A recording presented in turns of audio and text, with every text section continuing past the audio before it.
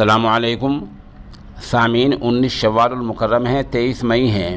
Social India news میں آپ کا خیر مقدم ہے۔ خبر کا عنوان ہے گیان واپی معاملے کو لے کر جیل بھرو آندولن کی اپیل۔ بتلا دیں کہ وارانسی اور گیان واپی مسجد کو لے کر جاری تنازع کے چلتے اتحاد ملت کونسل کے چیف مولانا توقیر رضا خان کا بیان آیا ہے۔ مولانا توقیر رضا خان نے کہا ہے کہ ہر ضلع سے جیل بھرو آندولن تحریک چلنی چاہیے اور ہر ضلع سے 2 لاکھ مسلمانوں کو اس میں حصہ لینا چاہیے۔ یقیناً نظریہ اچھا ہے۔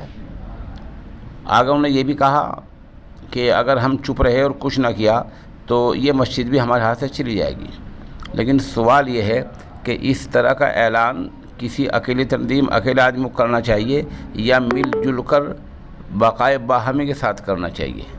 وقت ہے، ابھی بہتر بات یہ ہے کہ آل India Muslim personal board, Jamiatul علماء ہند، مسلم مجلس مشاورت، آل انڈیا ملی کونسل اور جو تمام مسلم تنظیمیں ہیں وہ مل جل کر بیٹھیں، سر جوڑ کر بیٹھیں اور بقائے باہمی کے ساتھ ٹھوس لائحہ عمل تیار کریں۔